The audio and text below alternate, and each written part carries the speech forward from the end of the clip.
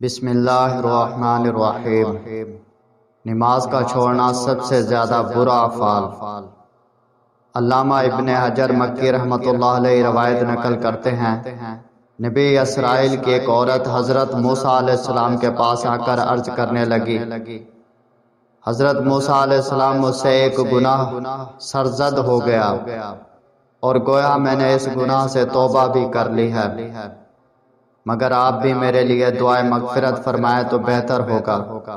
آپ نے فرمایا، کون سا گناہ تجھ سے ہوا ہے؟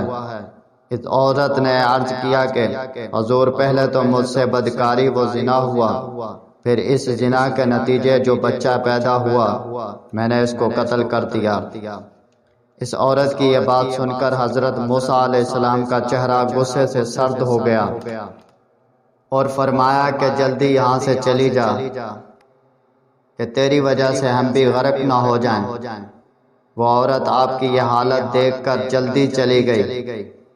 اس کا جانا تھا کہ حضرت جبرائیل علیہ السلام تشریف لائے اور فرمایا، رب العالمین آپ سے یہ پوچھتا ہے کہ اس عورت سے زیادہ کوئی بری عورت اور اس عورت کے اس برے افعال سے زیادہ کوئی برے افعال آپ کی نظر میں ہیں؟ موسیٰ علیہ السلام نے عرض کیا کہ بھلا اس سے زیادہ دوسرا برا افعال کیا ہوگا؟ ارشاد ہوا کہ موسیٰ علیہ السلام، جو شخص کثرن نماز چھوڑے اور اس بدکار قاتل عورت سے زیادہ خراب اور برا ہے۔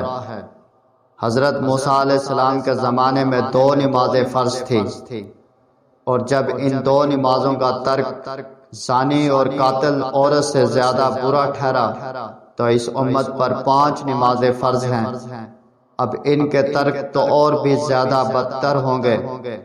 دیکھیں، اگر کسی شخص کی بیوی بدفعلی میں مشکل ہو جائے تو غیرت مند وہ خاوند کس قدر ناراض ہوتا ہے اور بالآخر اس عورت کو چھوڑ بھی دیتا ہے۔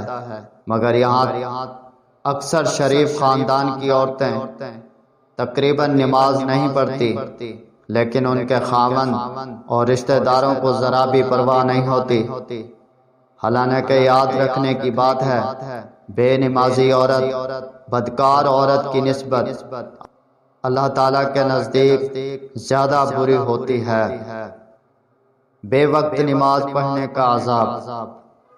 علامہ ابن حجر مکی رحمۃ اللہ علیہ لکھتے ہیں کہ کسی بزرگ آدمی کی حقیقی بہن کا انتقال ہو گیا۔ اب بھائی بہن کو قبر میں اتارنے لگے تو میت کو قبر میں رکھتے وقت ان کی کوئی چیز قبر میں گر گئی۔ اب میت پر مٹی ڈالنے کے بعد ان کو وہ چیز یاد آئی، جبکہ قبر میں اس کو گرنے کا آپ کو معلوم تھا، مگر بھول سے بر وقت نکال نہ سکے تھے۔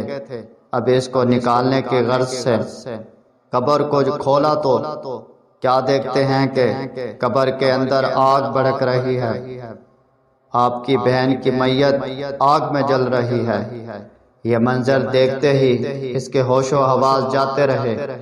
اب روتے ہوئے اپنی والدہ کے پاس آیا اور پوچھا کہ آپ کی بیٹی کا کیا گناہ کرتی تھی؟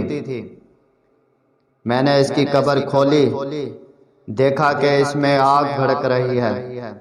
اس کی ماں نے رو کر بتایا، بیٹا، اس بیچاری کا اور کوئی گناہ تو نہ تھا، مگر صرف یہ کہ وہ نماز کو ٹال کر وقت سے بے وقت پڑھا کرتی تھی۔ اب ضرور وہ اس قصور کے سبب آگ میں جل رہی ہے۔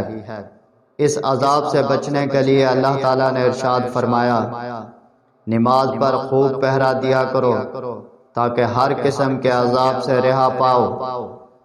دعا ہے کہ اللہ تعالیٰ ہم سب سے ہر قسم کے عذاب سے بچائے، آمین۔